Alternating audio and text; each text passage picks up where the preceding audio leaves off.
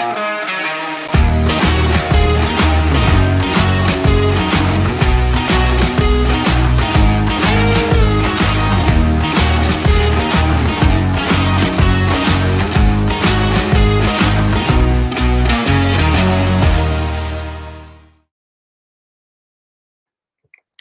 good evening. Welcome back to another show. Tonight, I've got my guy Liam with me. How's it, Liam? You good? We are buzzing, living the dream, mate, as always. Cool. Yeah, I mean, it's been a good day for me at work today, which I think is fantastic. I just needed to get away and get my streams up, and here I am. And yeah, it's been tough. I mean, it's been a poor performance yesterday for Newcastle. Yeah, it was obviously, I think that everybody, apart from Bruce, it was a must-win game, and obviously Bruce went in just trying to make a point, wasn't he? Yeah, that's what he's trying to do. I mean, and he got caught smiling again, didn't he, with G at Livermore? I don't know if you've seen that. Yeah, I didn't really see that, but I think there was Townsend, I think, who plays for them. He seems to know him somehow, so it's just the ball. I think Bruce is just going to do it because obviously he's managed that many clubs. He's probably managed half the Premier League by now. Do you know what I mean? Because he's how many times he gets sacked. So, and is he doing this? Picking their teams. He's doing it just to want to get the sack, or is he just doing that to wind the fans up? Because for me, he just doesn't seem to care anymore. He just does real little bit at Newcastle, but he just want to get a pelt. He's just waiting for the sack. I think with the team selection, you can understand why he's done it if you've got players of the caliber of ASM and me on the bench. But when you've got Ryan Fraser, Joe Linton, and Willock leading the line, you need to change something there. Do you know what I mean? Why could a Gale not played as the false nine? Why could have Andy Carroll not played as the out and out number 9 with two people that can cross the ball, and Fraser and Murphy, who could have played similar roles? But you never know. You never know this team selection with Bruce. Do you know what I mean? It could be anything. Yeah, tell us about it, man. It's just absolutely ridiculous, man. I mean, I looked at that team lineup yesterday. I was thinking he's going to be the false 9. And he put Willock in there by the looks of it. And I'm thinking, wow. And I just don't get it at all. I mean, you got Fiesa and Joe Linton at top. And Joe should have scored one. He should have scored that. I mean, he needs to be selfish, man. Yeah, I think the thing with Joe Linton is that he's scared. He's obviously got no confidence, and he doesn't want to go. He doesn't want to miss a big chance, so he'd rather just pass it off to somebody else for them to miss it. And the thing is as well, it's just it's just one of those things. It's just ridiculous, and I just don't get it at all. Like, he needs to take responsibility. I've said this before. Players need to take responsibility. And half of those players are not taking responsibility. And if they do that and they miss the chance, they're okay, cool. Fair enough. Yeah. But when you don't take the responsibility, like Joe Linton yesterday, oh my God, it's just not good enough for me. And I thought Fraser, yeah, I mean, he did try, but at this moment in time, sort of thing, you need to get more assists and more goals. And I think he needs to fix up as well very, very soon, because at the end of the day, for me yesterday, I mean, he didn't really do that much. But the thing with Fraser is he's probably the most attacking fit player at the moment. But unless you've got somebody that can actually attack a ball, then he's not going to be able to single-handedly win us a game. You need someone up there like a Dwight Gale or an Andy Carroll that can put chances away. So yeah, man, I'm saying can put chances. They've got like a goal between them this season. So do you know what I mean? Yeah. This is the thing, but it's just got 11 games to go. This is the time now we've got to fix up. And some of the players, I mean, Emil Kraft for me, I mean, he's so limited, and he's unbelievable, man. I mean, yeah, I think he did okay against Phillips, but his crossing's just so poor. He is so suspect. Yeah, like I think like you hit the nail on the head there. He had an okay game, but it was against a team that only played like 2 days beforehand. And I think if they had the 8 day gap, that we had, they probably would have turned it over. Yeah, they probably will have. And the chances they missed yesterday, West Brom, Diagne is one of them. And also they missed a couple more chances, 5 over the bar for 10 yards. And another day, if I'm doing a different team like a Brighton or Villa, if that was Ollie Watkins, for example, on Friday, that would have been in the back of the net. Yeah. I've seen a stat about Ollie Watkins. He's hit the bar like something like 9 times this season, or the woodwork. He's done it. He's like achieved it more than like most teams in like across Europe or something stupid like that. Mm-hmm. I mean, the guy is just quality. I mean, the guy's a Yeah. 9 out of 10 this season. For me, he's been a 9 out of 10. But he gets in great positions. He takes the chances, takes responsibility, and he works so hard for the team. So, yeah, I've got Thomas here, Evening John. Are we okay? Man of the match for Ciaran. That's the player ratings. And now I've got Ciaran as well. Hello. And Kev said I'm sacked. And evening lads as well. So yeah, pause evening lads. Are we okay? Excuse me. So I'm going to go on to the player ratings. This is how it works. I mean, the people in the chat can join as well. Do smash the likes up if you like the video and subscribe if you are new. And yeah, basically, we give a player 1 to 11 marks out of 10. That's including the subs and the manager. And when I come to Steve Boost, please look away now because it ain't not going to be pleasant. So, like I said, do smash the likes up, subscribe if you are new. And pause there, the game on Friday is going to ruin this weekend. Well, that's game's filler. But Jack Grealish should not be playing in that game. He's still out injured, apparently. Yeah, that's the only good thing. Yeah. We'll get beat 4-0. We'll get beat 2-0 instead of 3. So yeah. What can you do, man? But they're having a good season, Villa. They're having a fantastic season. Yeah. Much better than last season. I mean, Dean Smith's getting them playing.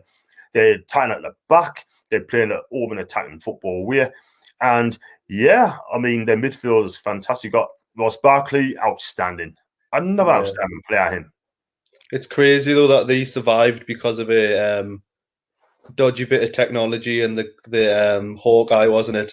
That's the only reason they survived, because it wasn't like they were getting, some teams scored against them and it got choked out because Hawkeye wasn't working. Yeah, I remember that as well. One pity, but there you go. Yeah, and yeah, let's go straight on to it, I guess, because I know you're a busy lad as always. And I'm going to start with Dubravka. He's made a couple of good saves and his punching is excellent. And the thing is, though, I like seeing him catch the ball more times, but when he catches the ball, he's got a safe pair of hands. And yeah, I think the one chance he faced, he made a really good save in the second half.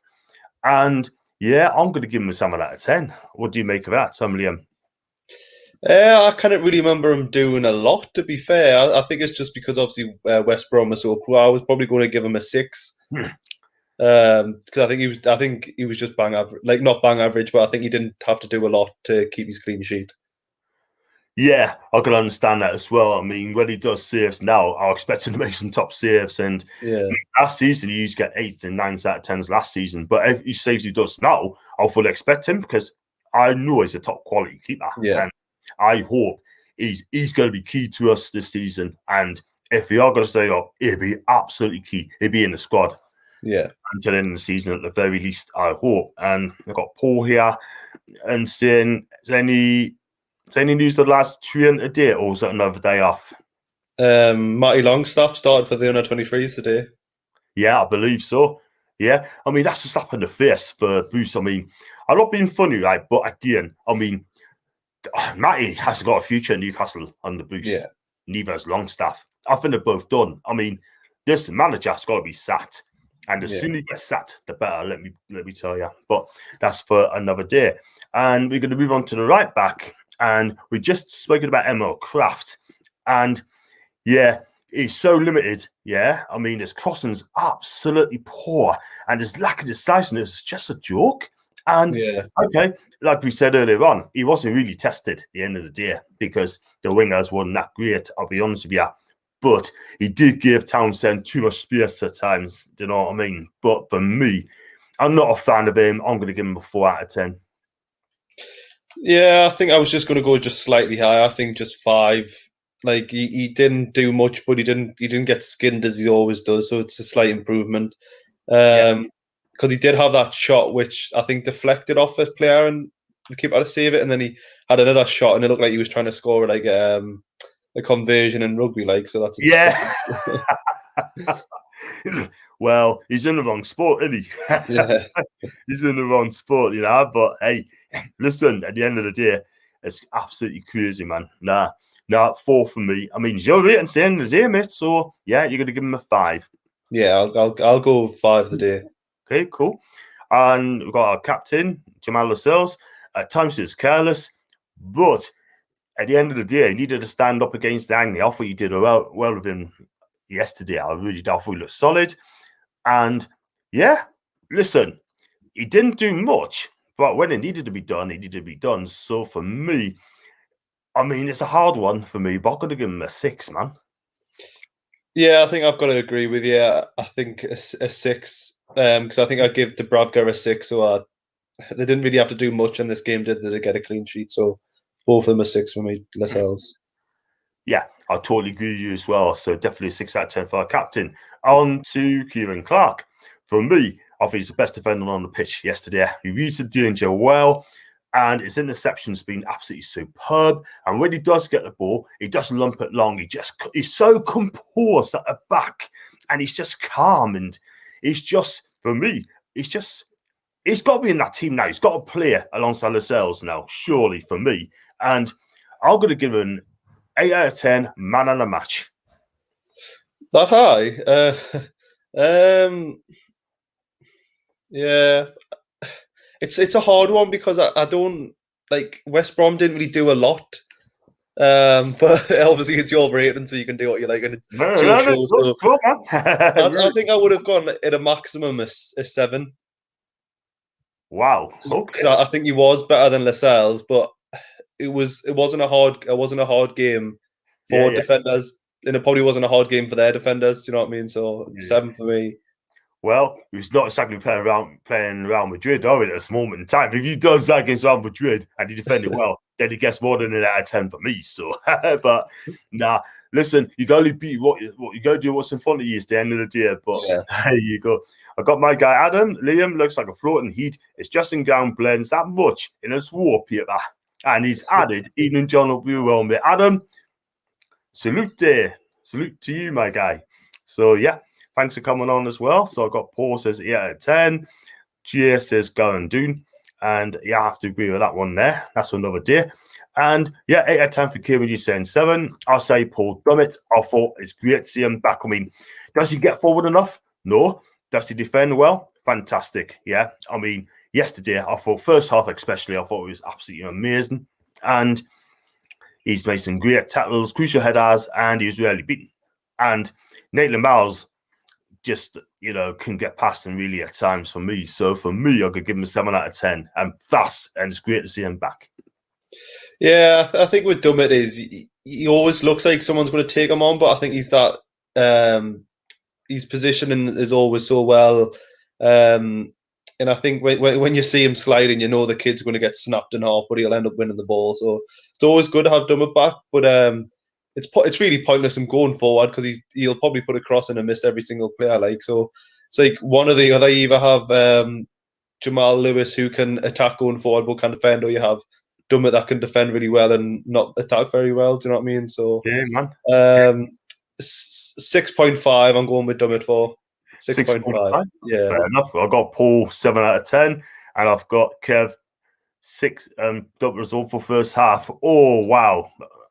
Well, it's your opinion at the end of the day, but I thought you played really well. And Willock had one game for us and done out since a third. I'll come to him in a minute. So, yeah, we've done all the back four. On to the midfield. And we are going to start with Henrik.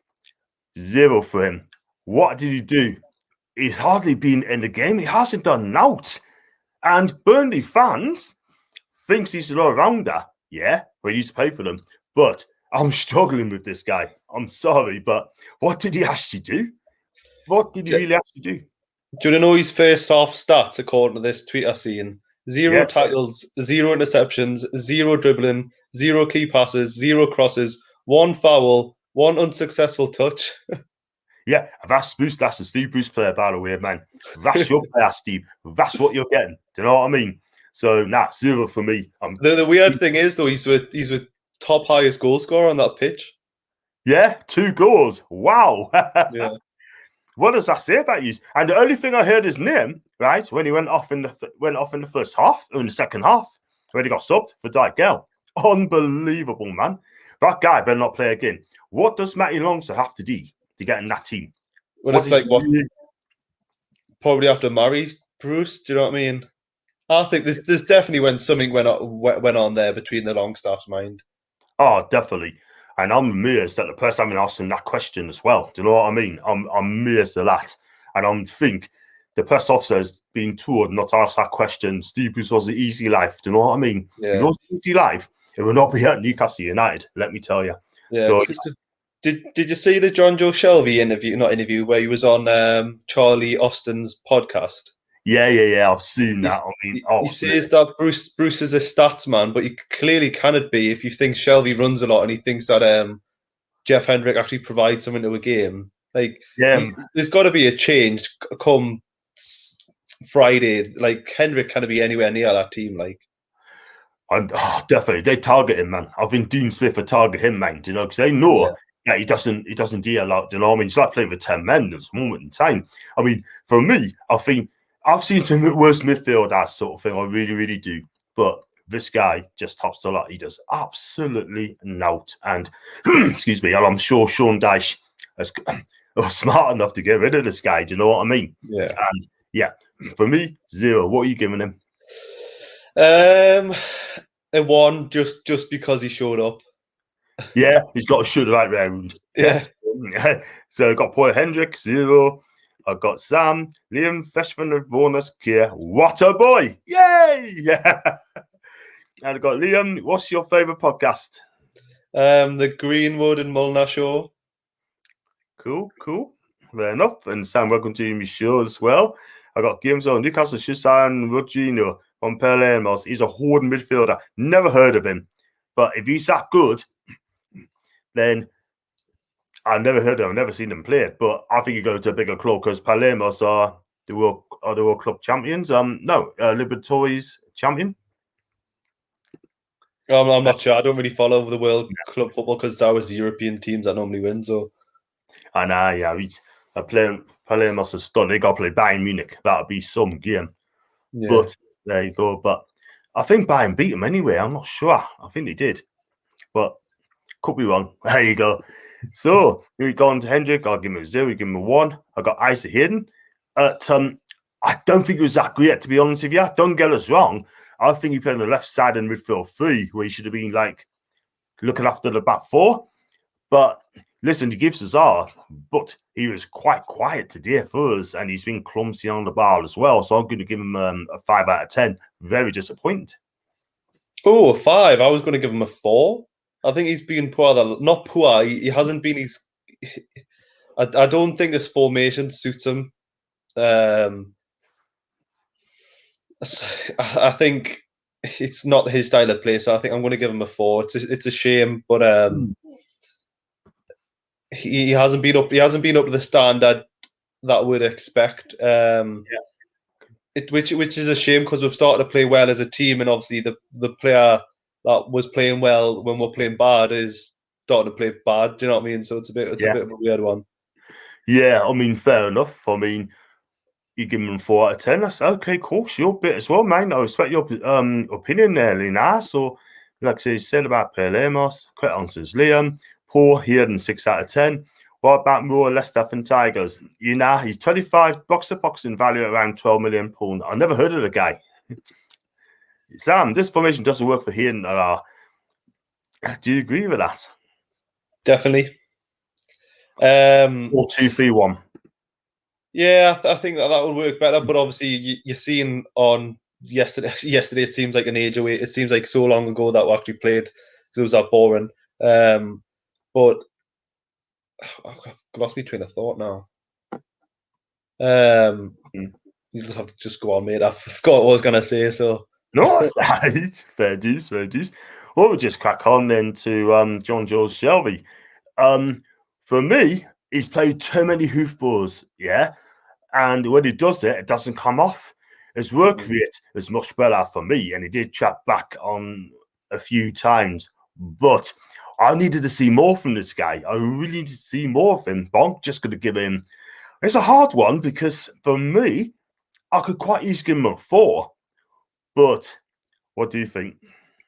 I remember what I was going to say now. Obviously, Sam's comment says the formation doesn't work for him, but I don't think Bruce is going to change the formation, which was Not now, evident. you won't. Which is evident from Sunday. That was me. What I was going to say. Fair enough. I was actually going to give Shelby a 6. I think it was probably one of his best games in a while. He had the effort in, and I think obviously he's probably used to Miggy and ASM making them run, so that's why he's probably hoping that Fraser and Joe Linton will get onto them. Sure. Well, for me, I mean, well, I see him. I would have probably given him I wanted to see him more, but I know people saying 6 in, 6 there. I'm going to give him a 5. Maybe harsh, but I'll give him a 5. But he is running a lot. But associated with balls, it's not come off, so I'll give him 5 out of 10. So Jay and Grievous 5 out of 10. I got Gearing saying more or less. That Paul says 6 out of 10. So for me, 5 out of 10. And on to Joe Willock. Listen, the first game he played for us, I thought it was absolutely amazing. And in the first game, I thought he was really, really good. But since then, he's dropped off a little bit, if I'm honest with you, you know. I normally don't judge a player until about 4 or 5 games. But for me, he had a good shot and the keeper saved it. And he's the only one trying to work hard. But his final ball decisions just let him down. And Arsenal fans have said that exactly that as well. So I'm going to give him a 5 out of 10 for me. Yeah, I think he's another one that's been stitched up by Bruce, hasn't he? I think there's a difference probably between being an attacking midfielder and play it like a number 10 and playing as a false 9, because he sort of had to lead the line by himself, which is a bit bizarre one. Because at some points it looked like he was centre forward, and obviously he's an attacking midfielder box to box. So I think 5 is probably about right for yesterday. Yeah, I was saying 5 out of 10 as well. Got Paul, so Willock 6 out of 10. Gearman, I don't know if that's 7 for Shelby or Willock. Whatever it is, that's too generous for me. And I've got Sam as well. Willock batting first half, good runs from mid, fielded badly at half time. This is the thing. I'm going to come on to the fitness levels in a minute, if you don't mind. So I'm going to go on to, we've done Willock, we've done the midfield. So we're going to go on to the front 3. And I'm going to say the first one I'm going to go with is Ryan Fraser. Listen, for me, obviously, want to see more and more from this guy, you know, but he's got the pace. And I tell you what, he can't even beat the first man. I mean, twice he went for a cross, he couldn't beat the first man. That's a frustrating thing. Yeah, he should have the ball from Julian. I thought he's unlucky. But I want to see more from him, man. Do you know what I mean? I want to see him taking the game by the scruff of his neck. For me, I'm going to give him a 5 out of 10. Yeah, I think that's a bit fair. I think we were solely relying on him to try and make things yesterday. So obviously things clearly didn't pay off yesterday, did they?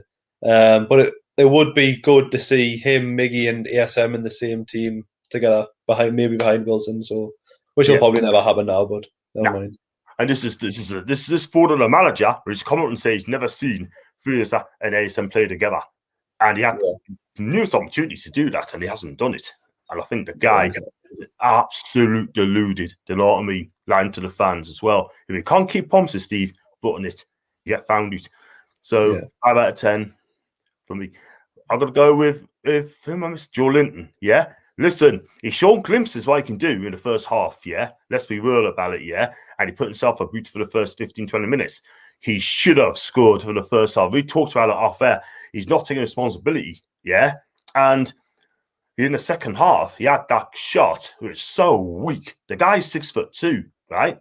And he should be doing a lot more. And we had that shot, and then after that, he just feared it badly. Moments in earlier on, I thought he did okay. But his hold-up play is just so mixed. It's unbelievable. His first touch is absolutely, he's got a touch of an elephant, yeah? But it's a hard one for me. But I'm going to give him, oh, God, what should I give him? What would you give him? 6.5. That's what I'm going to go in for. I don't think he was good enough to be a 7 in the back. I think he was better than average yesterday. I would say it's probably been one of these better performances. Obviously, he should have buried.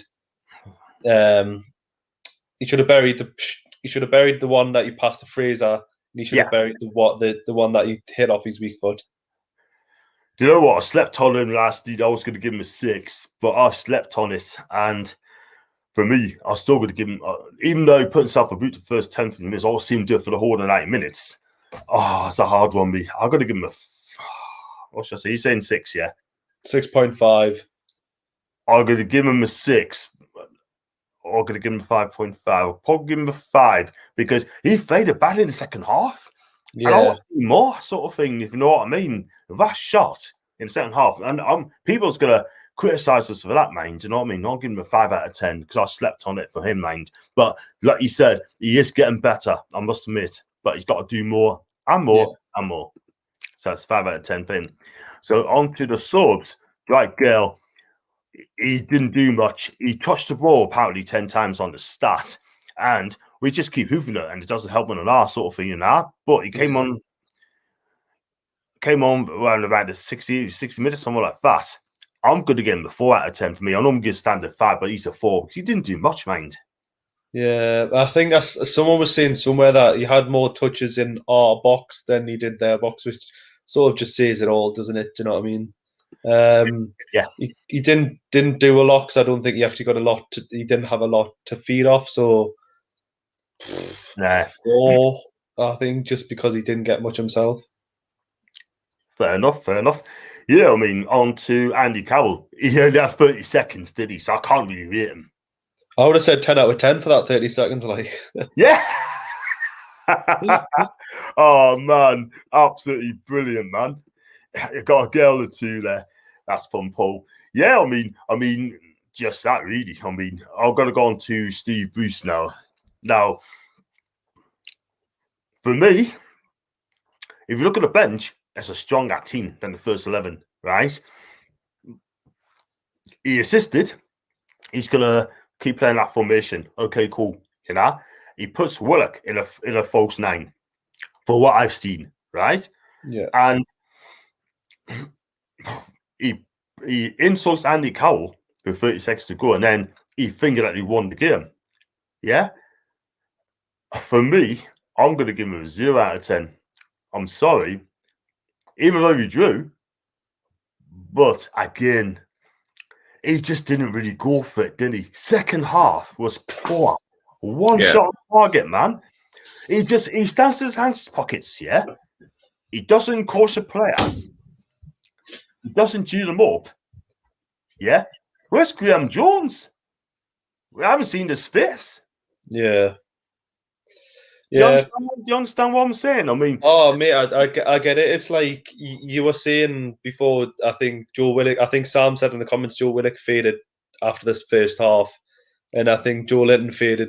So he doesn't know how to seem to make substitutions. It's that game probably cried out for a Dwight Gale to start, and then what's the point of playing someone when they're like in the second half when you can see the touches are bad because they're getting tired. It's just a bit mind-boggling. Like, it just seems like he's just incompetent now, but he knows if he gets sacked, he's getting 4 million in his back pocket. Do you know what I mean? So that's what he's waiting for. I mean, if you're going to do things like that sort of thing, get Hammer 5-6-0 and then get the sack. Do you know what I mean? Yeah. Mike Ashley must know that Ross Bruce is playing that at the moment in time. And he is, for me, the worst manager I've ever come across in Newcastle. And I don't know if you listen to this, right? In this press conference, he goes, we won 2 out of the last 6 games. Yeah, that's what he said. But how about saying 2 wins in the last 18? 2 points, 4 draws, and 12 defeats. Yeah, well, we've dropped 4 points in the last 2 games, realistically, because of him. Yeah, totally agree. He caused Wolves to score their goal because he realistically should have been screaming at Shelby to take as long as he needs. And he set up on Sunday for a point. That's all he was going for, was a point. Exactly. This is the game, and then he comes out and tells the press and said, "This is a must win." They come out and say that, Liam. It just winds up. I can slightly understand that statement in the fact that he probably doesn't want the pressure on his players. So he's probably saying it knowing it is a must-win game. So I can slightly understand that statement, but then he like sort of backed that up by saying, "Oh well, I'll just not have a recognised striker on the pitch." Do you know what I mean? Just I know, but you don't come out with defeat. You don't come out with a defeatist attitude. I'll give you a thing, right? Picked up the deer and I was posted out on a tweet. Harrison Reed plays for Fulham, right? When Fulham beat Liverpool by 1-0. Before the game, he said, right, and I hope the people in the chat listen to us. Please take a like on the video, by the way, and subscribe if you are new, right? He's come out and he said that we're not going to Anfield to draw. We're going there to win, right? Yeah. He's made it absolutely clear, yeah? Going there to win, to have a go, right? Steve Bruce come out and say, hopefully, right, in his conference interviews and that, and I watch him and I'm thinking, does he really want to be at Newcastle? Has he lost the plot? You can't come out and say hope and hopefully sort of thing, you know what I mean? To me, Liam, that's a defeatist attitude. It really is. Yeah. It's like if we went and played against the exact same Liverpool team yesterday, it would have been about 4-5-0. Because we just let teams attack. We don't charge them down. It's just like at the end of the day, we're in a relegation battle, and the only people that seem to know it is the fans. I know, yeah, right. But these players do not know how to be in a relegation dogfight. Maybe they're not used to it, but they should, because some of those players got relegated before with Newcastle. Do you know what I mean? Which is absolutely a joke, and they just haven't been in that situation. But if you stop up this season, I want to see a complete whole new midfield. I want to see a whole new midfield. Yeah, get rid who ain't good enough. Yeah, do you know what I mean? And I'm sorry, but Hendrick ain't good enough. Yeah. I think Matty will go. I think Sean will go. Yeah. John Joe Shelby for me had his day. Yeah, had his day. Is he going to get any better in Newcastle? Probably not. Is Isaac going to get any better in Newcastle? I'm not sure. I ain't sure. He's a decent player, but I ain't sure. Do you know what I mean? But Matty Longstaff, you've got to build a team around that guy because he's one of the best players to come through the ranks. Yeah. And Steve Bruce is not picking young players. Do you know what I mean? He's not picking Sean, Matty. He's not picking Anderson. Yeah, for young players. He is absolutely killing their talent. Do you know what I mean? Sorry. Well, people said that game yesterday was screaming out for Elliot Anderson to start or even to make some sort of impact. Yeah. He's just picks his favourites, doesn't he? I mean, Henrik, Shelby, Hayden. You know what I mean? Sorry, but we are in huge, huge trouble, buddy, lad. And do you think we're just going to stay up this season? Yeah. The always internal optimist. I think we're going to stay up. I think we're going to win every game, me. So yeah.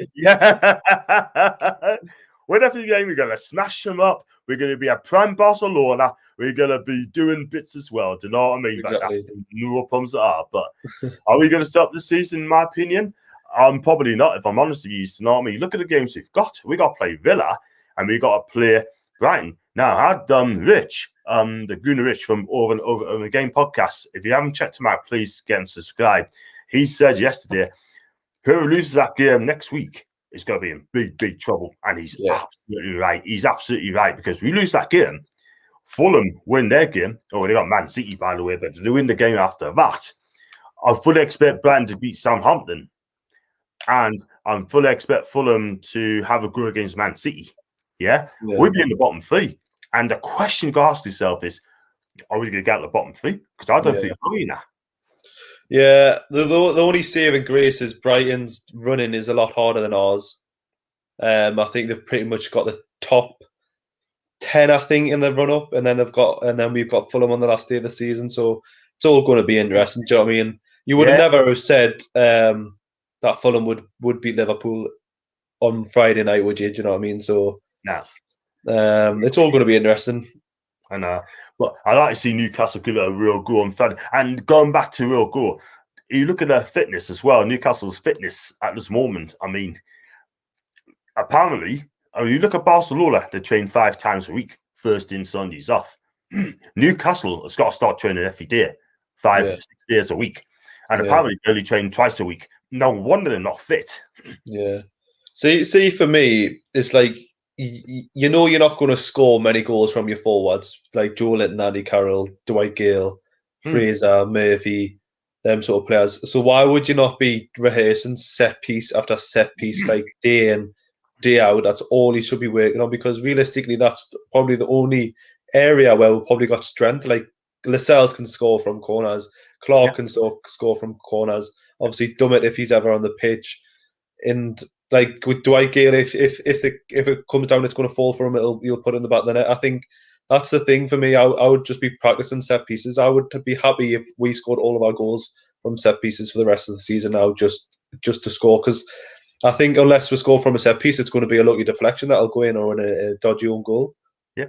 If Ryan Fraser beats the first man, and it just seems it's just it. I mean, I don't know what to do in training. I mean, their training methods is absolutely shocking for what I've seen, right? And the training complex needs to be building. We need a new training complex, definitely. Mike Ashley doesn't seem to care. Rafa Benitez keeps on and on, banging on about it, and they just don't want to listen. Do you know what I mean? That is why our club are gone backwards, so backwards. Do you know what I mean?